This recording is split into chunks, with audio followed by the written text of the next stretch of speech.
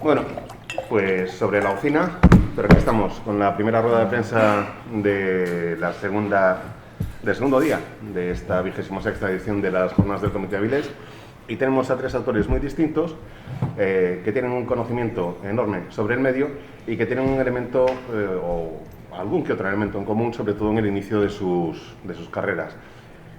Empezando por el extremo izquierdo de la mesa, nos acompaña Marcos Prior, que es el que lleva una carrera más larga por cuestiones de edad de los tres, autor que empieza a despuntar en el mundo fancinero en los años 90 en España, que colabora que crea un colectivo con varios amigos, sobre todo con Artur La Perla, llamado Producciones Peligrosas, al que empezamos a ver publicando en la línea Espiral, aparte de en los fanzines, y que ha llevado una carrera bastante extensa, tanto como guionista como autor completo. De hecho, a Marcos primero lo conocemos como guionista y algunos nos llevamos la pequeña sorpresa con el paso del tiempo de que encima es un autor completo y muy bueno. Le acompaña Javi de Castro. Javi también empieza en el mundo de los fanzines, pero bastantes años más tarde, y tiene una gran peculiaridad, que es una de lo que hasta ahora probablemente sea su obra más conocida, que es The Ice, que es un cómic autopublicado en la web, es un webcómic que le valió incluso una nominación a los premios Eisner, pero no es eso lo único que tiene en su carrera, ni mucho menos. Empieza con una trayectoria también en fanzines y ha ido publicando distintas obras, incluso creo que tiene un proyecto que está calentito, a puntito de salir del horno. Y a mi izquierda, aquí al lado, está Nuria Tamarit, a la que conozco gracias a un gran amigo de las jornadas, que es Miguel Ángel Ginerbó, con el que empieza a publicar, después de estudiar en Bellas Artes y hacer también unos cuantos fanzines en su Valencia natal. Empieza a publicar, lo primero, por lo menos, que yo tengo controlado, es una serie con Miguel Ángel, que se publica en, no sé si en catalán primero, perdón, en valenciano primero, en valenciano y castellano, que es Ana Dédalus, el misterio de la casa quemada, y a partir de ahí despega una carrera en la que se va prodigando relativamente poco, pero cada vez que sale algo nuevo dices, que viene algo nuevo de Nuria Tamarit. Desde Avery Blues hasta Giganta, o ahora la más reciente Negros, va evolucionando en su estilo y tiene una capacidad que a mí especialmente me encanta a la hora de crear entornos de cuento de hadas para contar historias que de cuento de hadas no tienen absolutamente nada. Esta es una breve presentación de los tres, los dejo en vuestras manos. Gracias, sí, que quedaste sin aire. Tira. Mencionabais lo de los fanzines, ¿es una puerta de entrada que todavía hoy se sigue manteniendo para el mundo del cómic? Porque es eso, asociamos mejor a los años 90 y a otros momentos, pero ahora mismo no sé en qué punto está ese tipo de publicaciones. Yo creo que era una puerta de entrada a los 90, ahora también puede serlo, pero aparte hay gente que igual ya se ha profesionalizado y quiere hacer fanzines, que antes no era tan normal esto. Porque fanzines te da una cierta libertad que cuando no encuentras en las labores más profesionales, ¿no? De alguna forma, que quiere decir, en los 90 sí que era más de aprendizaje el fanzine y ahora es, yo creo que aparte de aprendizaje, como consolidar cosas más vanguardistas o más experimentales. Y eso que ha cambiado también el hecho de que ahora es muy barato imprimir con la impresión digital.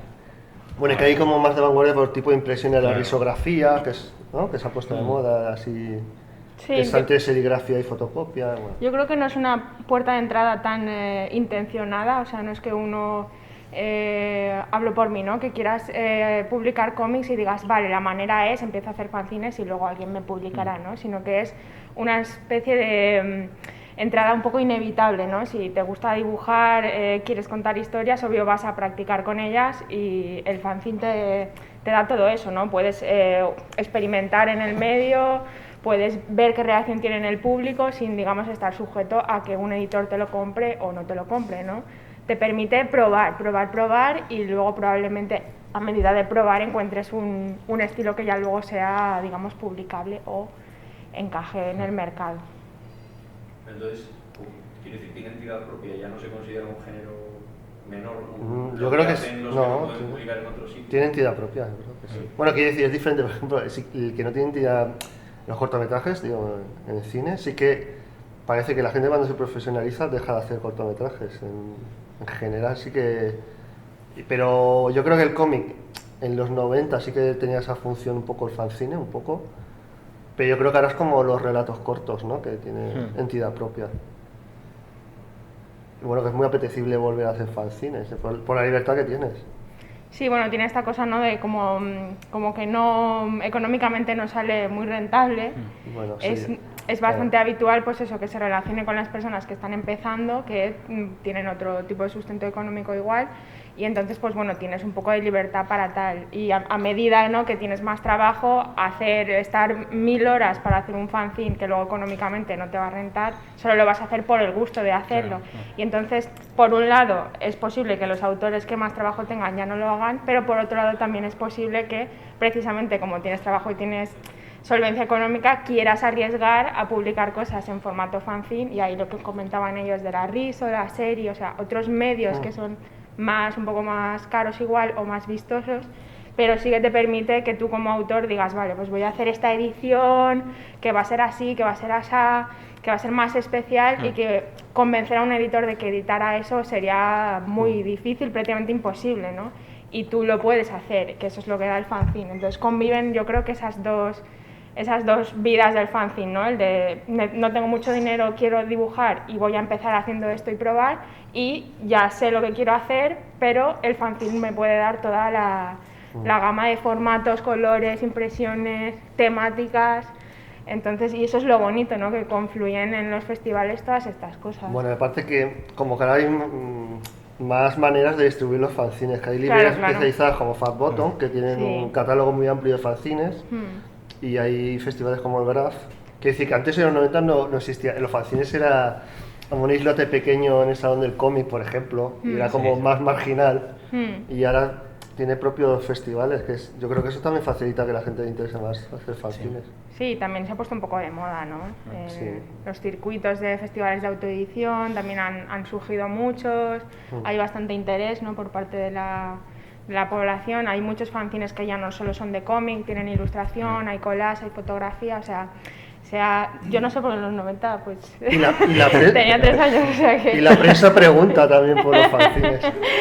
Claro. De hecho, la propia palabra fanzine, desde que yo estaba en la carrera, que yo decía, ¿sí hago fanzines? Y todo el mundo me decía, ¿qué? ¿No? Sí. Y ahora parece, en mi corta experiencia, parece que no suena raro. Sí, justo cuando tú y yo empezamos más o menos, cuando el boom de festivales y de todo, tuvimos ahí mucha suerte de poder ir a cualquier sitio con los fanzines. Sí. Jesús, mencionabas, Javi, algún proyecto o algo, no sé si se puede contar algo. Sí, bueno, va a salir, no es autoeditada, es una novela gráfica que sale a finales de mes, que edita Steve Berry y se titula Villanueva, y bueno, es una historia que mezcla el terror con el folclore leonés, sobre todo, porque yo soy de León. Pero bueno, tiene mucho que ver con el Antruejo, con cosas que también son bastante conocidas aquí en Asturias, y bueno, tengo muchas ganas ya de que salga. ¿Cuál es la fecha de...? El 30 de septiembre. ¿Y el título era? Villanueva. Villanueva. ¿Y el resto, últimos proyectos o bueno, publicados o que se vayan a cocinar? Yo estoy haciendo un nuevo TVO, pero bueno, todavía no tengo claro el título. Tiene muchos títulos ahora mismo. Pero bueno, yo lo último que saqué es el Enebro, y bueno, hay suficiente información por ahí. Mucho mejor redactada. Bueno, yo lo último que hice fue la adaptación de Tito Andrónico, y ahora lo siguiente está un poco ahí en pañales. Pero sí que tengo título yo. A mí es que me cuesta mucho. Y el título es un titular. Venga. El titular es Detectan droga en la luna. Y a partir de ahí... ¿Soléis trabajar solos los tres o en equipos creativos? En soledad sí. No, pero creo que la mayoría hemos trabajado con guionistas. Bueno, yo con dibujantes. Y tú con dibujantes. Sí, has hecho guiones. Claro, ayer estábamos hablando del proyecto de Tito Andrónico en la rueda de prensa de ayer. Hablábamos un poco de las dificultades de adaptación, aunque sé que va a haber una mesa redonda, creo, sobre esto, pero cómo fue un poco el trabajo de adaptar una obra a otro género. Adaptarlo a otro... Bueno, es interesante. Claro, porque en teatro y sobre todo Shakespeare, las acotaciones cuando te explica algo son como muy secas y muy cortas, que no... Entonces como tú te tienes que plantear un poco cómo se... hasta las tipos de armas que se utilizan, porque es que Shakespeare no te lo deja claro, es como apuñalan no sé qué, o hacen... o hay una acotación que es que un mensajero trae la cabeza del hijo de Tito, ¿no? Entonces yo eso sí que lo... podía haber hecho pues un mensajero andando que llega, no sé qué, yo quise hacer que va a caballo y que el caballo está así como cabritado, quería que fuese una escena algo muy fuerte, una escena que podía haber sido cualquier otra cosa. Quiero decir que sí que las acotaciones de Shakespeare te dejan un poco de espacio para que tú te lo... Yo también los directores de escena supongo que se pueden plantear otras situaciones, que deja bastante margen y entonces intentábamos eso, darle fuerza a algunas cosas que igual Shakespeare había dejado como muy vagas, ¿no? Y con los diálogos y tal, a mí lo que pasa, como está escrito, yo no tengo mucha reverencia como está escrito, me parece como divertido y cómico alguna, ¿sabes? Porque es muy exagerado, como se repiten como metáforas, porque este es un Shakespeare primerizo. Entonces se supone que hay gente que además dice que no es Shakespeare porque claro, dice, no puede ser, esto es una basura, al lado de... A mí eso también me interesaba, que hay gente que considera que es una basura. Y en la época, los contemporáneos, ¿no? Porque era como muy violento, es como un Tarantino de Teatro Isabelino. Bueno, que Teatro Isabelino era tarantiniano, en cierto modo. Y era como mainstream en la época, era muy comercial. Y también lo que fue curioso que coincidió que esa obra se estrenó cuando había una pandemia, ¿no? En Londres, y también restringían el aforo en los teatros. O sea, había 30 muertos esa semana, entonces se restringía. Y eso fue ya coincidencia, pero... Porque a veces en esta radio digo, cuidado que Shakespeare pasó con 2 pandemias, igual nosotros también. No quiero asustar porque la gente ya le dice, vamos a pasar otra. Pero bueno, y fue divertido ese tipo de coincidencias en el tiempo. Y hay diálogos que a mí me hacía gracia jugar un poquito. Hay como alguna bromita privada, no sé qué. Hay un momento que el empleado le dice al hermano, por la gloria de nuestro padre. Pues es una referencia chiquito, pero jugar con cositas así que no se nota. Y tal, es unos... Bueno, lo que pasa es que también fue complicado porque querías como un poco llevar el espíritu, pero darle otra forma y hacer cambios. El personaje de Larón que lo cambiamos. Y bueno, era jugar, la verdad que costó bastante. A veces parece que una adaptación dice, bueno, pues va a ser más fácil porque ya está el texto hecho. Pero a mí me resultó igual más complicado. Porque cuando tú haces un texto nuevo, tienes casi la última palabra y puedes hacer lo que te dé la gana. Y aquí es como decir, ostras, a ver por dónde piso, o que he entendido y que igual está incorrecto, o lo que sea. ¿Y fue encargo? ¿Cómo se llegó al proyecto? No, eso fue porque quisimos hacer algo juntos, Gustavo Rico y yo, y por los tipos de cómics que hace Gustavo, yo me planteé que en vez de hacer como una cosa de época contemporánea, que hiciese una cosa que a él le podía molar, que es eso, la decadencia del Imperio Romano, ese tipo de época, que también es interesante. Entonces yo me lo planteé para él como dibujante, o sea, no podía planteármelo para otro dibujante. Y bueno, claro, le propuse esto porque era como muy gore y era una burrada. Y era interesante jugar un poco. Nos comentó que se hizo rápido, para lo que suele decir. El desarrollo fue bastante rápido. Yo, de guión, yo la verdad que tardé un poquito, porque, bueno, quiero decir, me costó más, por eso. Porque aparte me puse a leer como, lo explicaba antes, obras que leyó Shakespeare, ¿sabes? Porque Shakespeare se basa en Ovidio, en Metamorfosis. O sea, lo que es gore de esa obra es porque Ovidio era muy gore. O sea, Metamorfosis, lo que tiene como la fiesta de los centauros, que me estaba leyendo y pensaba, esto es más heavy que lo de Titanic, es brutal. Entonces me leí eso y algunas obras de Séneca y, bueno, las referencias que tenía Shakespeare. Y Tucídides, ¿no? La Guerra del Peloponeso y tal. Entonces, era leyendo eso también para empaparte un poquito. Por eso digo que me costó más el guión de estar documentándome con todos estos autores y bueno, intentando que cuadrase también porque corté cosas de la obra, pero no... Y alargué igual otras, pero y era eso, como plantearte como un puzzle un poco. Claro, porque no es obra propia tuya, entonces tienes que jugar un poquito más. Antes hablabais de la libertad un poco del fanzine, no sé, os pregunto a los tres, ¿cómo ha sido un poco la gestión con editoriales durante este último año? ¿Ha cambiado mucho? Es decir, ¿se ha frenado el mercado o al contrario? No sé cómo habéis vivido el año de pandemia. Yo creo que durante un periodo de tiempo se frenó la salida de las novedades. O sea, las editoriales creo que tuvieron unos meses de miedo, es decir, has estado gestando igual un proyecto 2 años, ¿no? Y tiene que salir el pues, 15 de abril, cuando todo el mundo está encerrado en casa, lo vas a retrasar, porque no te vas a jugar a que después cuando 3 meses después todo el mundo ya salgan las novedades que estaban programadas, ¿no? Y de repente es como si frena uno, ¿no? en la carretera y ¿no? Se chocan todos ahí y se vende mucho menos. Entonces durante un momento creo que sí que se pausó el sacar las novedades. En la producción yo no he notado nada, pero supongo que también es porque, claro, nosotros hablamos de proyectos que tardan muchos meses o años, entonces, pues bueno. Sí que se redujeron las novedades en general, y por ejemplo me acuerdo que cuando hablé con Astiberri me dijeron, pero esto va a tener que ser para 2021, y yo, no, claro, sin problema. Bueno, porque yo lo tenía... Claro, porque al retrasarse los meses, nosotros Claro, lo mismo. Claro, es como, si está planteado para final de 2020, va a pasar a 2021. Sí, entonces yo Que creo fue que no se beneficioso han para parado. mí. Sí. Porque tuve más tiempo. Sí, bueno, tienes más tiempo, claro. Sí. Pero bueno, no eso. Yo creo que no se ha producido menos, simplemente se ha retrasado un poco Sí, unos se ha meses esperando pospuesto, que la ¿no? gente... Sí. Pero igual fueron 2-3 meses, pero claro, eso ya te... Sí. Sí, y bueno, luego también se ha visto, ¿no? Que la gente ha comprado muchos libros, ¿no? Sí, se abren más librerías, que hay un boom, ¿sabes? Después de la pandemia de lectura, Sí, curioso, sí, lo y de hubo, repente de descubrimiento de los libros y... Bueno, al en final Barcelona se estás están abriendo cansado librerías de- como champiñones. Estás cansado de ver Netflix y ya Sí. dices, ¿qué más habrá? Pero que parece curioso, ¿sabes? Que digas, hostia, ahora de repente se abren muchas librerías, no librerías pequeñas, algunas grandes o... Sí, había un cierto temor ahí y luego se ha visto que no, que bueno, que la gente ha leído, bueno, ahora cuando se pueda ir a conciertos y todo, pues ya... Sí, igual ya- Se llevarán Dostoyevsky a conciertos, sin problema. Y a nivel creativo, porque hubo dos tipos de encierro, los que crearon mucho encerrados y los que se angustiaron y se bloquearon. Sobre todo en caso de dibujo.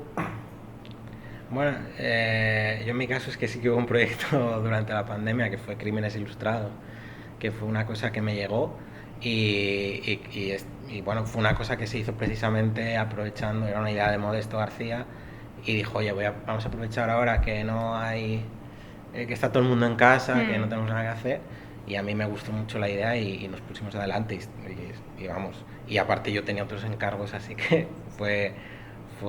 no me afectó mucho, ¿no? O sea, no podías hacer otra cosa que trabajar, así que tampoco quería pensar mucho en las noticias ni cosas así, o sea, que yo fui de los que trabajó bastante. Sí, bueno, siempre a mí me hacía mucha gracia que se bromeaba con esto de que estábamos nosotros los dibujantes los más preparados para que no se pudiera salir de casa, ¿no? Porque inevitablemente ya no salimos mucho de casa, ¿no?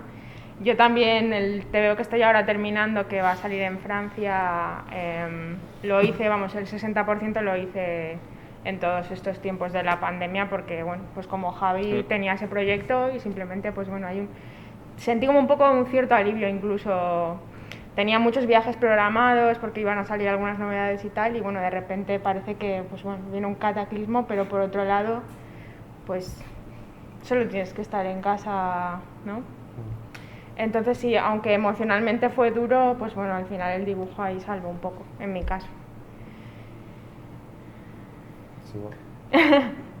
A mí hay una curiosidad que os quería plantear un poco a los tres, que tiene que ver con el formato y la capacidad de cambiar y adaptar la historia en función del tipo de proyecto que sepas que vas a tener. Yo sé que Marcos, por ejemplo, le gusta jugar con el lenguaje del cómic y con el cómic como objeto, introducir elementos que son de fuera del cómic a la hora de contar una historia, a la hora de crearla. Y a mí esa mezcla me llama siempre mucho la atención. En el caso de Javi, bueno, si tú ves mucha diferencia entre crear un cómic pensado en leerlo en una pantalla y pensado en leerlo en papel, porque en la pantalla en realidad es el lector ahí el que puede hacer un scroll, hacer zoom, no ampliar, cerrar, pasar, sigue teniendo la capacidad de decidir a qué ritmo lee la página, que es la gran maravilla del cómic, pero la página cambia como concepto, porque una página puede pasar a ser una viñeta. Y lo que me encanta sobre todo, o uno de los pequeños hilos que a lo mejor de manera equivocada voy viendo en tu progresión, Nuria, es que estás cogiendo elementos de la cultura popular clásica y los estás adaptando a los tiempos de hoy, utilizando códigos que todos hemos leído y conocido desde pequeños, en Giganta es un cuento de hadas con un mensaje que no tiene nada que ver con los cuentos de hadas tradicionales. Me da la sensación de que van por ahí un poco los tiros, aunque no seas tú la guionista en Giganta, pero vamos, que tu aportación está claramente ahí también. Y toda esa mezcolanza de meter en el cómic elementos de fuera, de plantearte las nuevas formas de leer los cómics, de coger elementos clásicos y darles una nueva vida y acercarlos a nuevos lectores en formato de cómic. Si podéis comentar un poquillo de eso. Bueno, yo lo que hago cuando introduzco como la página web o lo que sea es porque al sacar la página web, quiero decir, que la página web cuando la vemos en la tablet o en el ordenador o por lo que sea, estamos familiarizados con ella de verla, pero al sacarla de contexto te da un lugar como a extrañeza, quiero decir, yo como espectador si veo en otro contexto y también te detienes más porque es una página web en papel y puedes fijarte. Mi influencia en eso, hay una historieta de Super López, que es la de los alienígenas, que es que yo cuando lo leí de pequeño hay una página completa que es una página de periódico y eso me impactó un mogollón, porque aparte es obviarle el sistema de viñetas así muy cerrado, rollo franco-belga, es mainstream, y es introducir un elemento extraño y ajeno que parece al cómic, pero que en cambio el cómic yo creo que pueda acoger muy bien, porque es un medio que yo creo que puede introducir estos cambios y estas disposiciones extrañas de otros medios, otros tipos de narrativas. Ayer decía broma lo de un acto administrativo, pero yo creo que hay textos que pueden parecer aburridos a primera vista, pero yo creo que se puede jugar con el hecho de que sea aburrido para mí es cómico normalmente, ¿sabes? Autos judiciales o cosas así, yo creo que se puede a veces he leído y he pensado, hostia, me voy a lanzar a hacer un guión que sea como escrito como por jueces, ¿sabes? O el juez que disiente y no sé qué, pero en plan locos, claro, exagerándolo un poco y jugando con eso. O sea que hay diferentes formas de narrar fuera de las narrativas que serían de ficción normalmente. O sea, ese tipo de narrativas que están por otros lados, que son esas narrativas extrañas. Cuando te lees una resolución del ayuntamiento o lo que sea, a menos en Cataluña es rollo, y visto que tal, son párrafos así, yo como un orden jerárquico del tipo de narración de una resolución administrativa, que es muy curioso porque es súper extraño. Resolvemos que no sé qué y tal, y eso...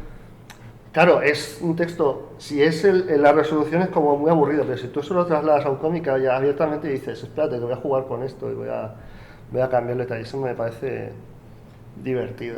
Yo también espero que el lector se lo pase bien, ¿sabes? Que vea como la parte divertida de eso. Bueno, y en mi caso con el tema del webcómic o el cómic en papel, bueno, es que cuando yo trabajo con algo me planteo cómo lo estoy utilizando, ¿no? El webcómic durante mucho tiempo era simplemente cómic en internet, o sea, lo que se podía hacer en papel, en viñetas. Era subir el JPG. Era subir el JPG o un PDF en todo caso. Y bueno, obviamente estaba empezando. Y para mí eso, cuando yo empecé a hacer el webcómic, cuando me planteé hacer alguno, yo quería ir un poco a lo que era internet. Y por ejemplo en prensa, claro, lo tienen fácil porque son las palabras, pero lo entendí muy rápido de que él no iba a ser un periódico tal cual la página, sino que iba a ser un scroll, porque bueno, era también lo más fácil en aquel momento. Pero era lo obvio. Entonces el cómic, en ese sentido, ¿por qué no iba a hacer scroll? ¿Y por qué no iban a ser simplemente una viñeta debajo de otra? Entonces aproveché simplemente eso y no me imagino el cómic plantarlo en digital de otra manera. Igual el scroll en otra dirección o haciendo zoom, que bueno, se han hecho cosas, pero igual es un poco lío. Y yo introduje también el tema de hacer animaciones y que las animaciones además fueran en bucle para que tú pudieses leerlo de forma fluida, no que fuera una cosa que empezara y acabase, y entonces, porque entonces ya es que nos metemos en otros cosas como la animación o el videojuego, entonces no sé. Entonces sí, si yo hiciese mañana un cómic también, aunque fuera en papel y fuera un formato paisado, ya lo tendría que plantear de otra manera que no suelo trabajar con ese formato. Entonces, bueno, es adaptarse al medio al formato en el que estés trabajando, no simplemente hacer las cosas porque simplemente se hacen así, ¿no? Simplemente pensar en las cosas, ¿no? Porque las vas a hacer Y bueno, si hago algún otro día, otro formato, o también en papel se han hecho cosas, ¿no? Javier Olivares, que lo tenemos aquí, ahora no me acuerdo el título de la obra, que es todo un desplegable, que eso también podría leerse en digital en un formato de scroll. Sí, bueno, yo creo que el resumen un poco es que, o sea, en mi caso lo que veo es que como creadora, y más hoy en día que está todo petado de imágenes, no estás permanentemente viendo el móvil, los anuncios, no sé cuántos, tú lo que quieres es generar un impacto, generar vamos, que llame la atención, que la gente se quiera quedar y leerlo, ¿no? Entonces lo que buscamos yo creo que todos es, o sea, a través de los contrastes, ¿no? Tú tienes un dibujo tal y vas a querer que el color sea cual para que esto genere un impacto, ¿no? Un contraste, veas el temático, ¿no? Con mi dibujo explico cosas que no tienen nada que ver, ¿no? Pero o sea, que tú digas, uy, ¿qué es esto, no? Tal, o si viene a ser pues con la animación en un webcomic, o sea, siempre buscar un poquito más allá, ver una web en papel, o sea, la búsqueda, ¿no? De esos contrastes que generen, pues eso, que haya cierto atractivo, ¿no? Ir un poco siempre más allá. Entonces, pues bueno, supongo que como creadores todos buscaremos algo así, ¿no? Como, en fin, que genere cierto wow. Sí. Pero os sentís un poco presionados, me refiero, ya no... Parece que, no sé si es el mundo editorial, si es el lector, si sois los propios autores, ya no vale el cómic de la estantería de toda la vida, ahora hay que inventarse cosas. Siempre hubo que inventarse sí, cosas. Pero no tiene tanto que ver. A ver, a mí una vez me preguntaron en una charla que si me diesen todo el dinero del mundo, ¿qué cómic haría? Y le digo, pues el cómic que he hecho, porque, o sea, si me das todo el dinero del mundo es para hacer algo que no me apetece hacer. Claro. Pero, o sea, en los cómics que hacemos, entiendo que son cómics que nos apetece hacer, porque no estamos, o sea, en nuestro caso, bueno, Nuria igual también sí que trabaja más para la industria en Francia y tal, pero en general no estamos trabajando para sacar cómics todos los meses, entonces uno se plantea, ¿por qué hago un cómic? Vale, pues porque me apetece contar esta historia, porque quiero hacer esto y esto otro. Si quisiéramos hacer el cómic, como tú dices, ¿no? O no sé, o dentro de unos estándares, pues sería porque yo creo participaríamos dentro de una industria que queremos generar, pero normalmente si hacemos los cómics que queremos hacer, vamos a intentar ir un poco más allá, ¿no? Intentar buscar algo, porque si no, ¿para qué hacemos las cosas? Sí, yo creo que es un medio tan sufrido en ese sentido, cuesta tanto de hacer que claro, no sé, yo por lo menos no siento ninguna presión, más allá de que claro. Lo que dice Javi, la propia presión, bueno, en mi caso autoimpuesta, de que quiero que se entienda lo que quiero decir, que quiero que me guste, que guste a los demás, pero por suerte creo que los tres estamos en un punto dentro del mundo editorial y en nuestra carrera que yo por lo menos no recibo exigencias de ninguno de mis editores, o sea, todos es como, bueno, pues sabemos más o menos, confían, ¿no? En lo que vas a hacer y no hay ninguna presión más allá de pues eso que tú digas, jo, que guste y qué tal, ¿no? La suerte y la desgracia de las jornadas del cómic es que nos hemos quedado sin tiempo. La desgracia porque nos quedaríamos horas todavía charlando, la suerte porque nos quedaríamos horas todavía Sí. charlando. Y eso demuestra no solo que el cómic es un lenguaje narrativo que está a la altura de cualquier otro, sin discusión, algo que tenemos clarísimo en las jornadas, sino que nos acompañan tres personas que saben dominarlo perfectamente, sea en el formato que sea, en papel, en pantalla o en lo que nos dé la gana, que son capaces de crear mundos en los que poder perdernos durante horas y encima hacernos pensar que pretenden que nosotros como lectores, y eso es una de las cosas que a mí más me gustan, no solo seamos agentes pasivos, sino que seamos muy activos leyendo sus obras y disfrutando de ellas. Y creo que la forma de agradecérselo es con un aplauso. Gracias.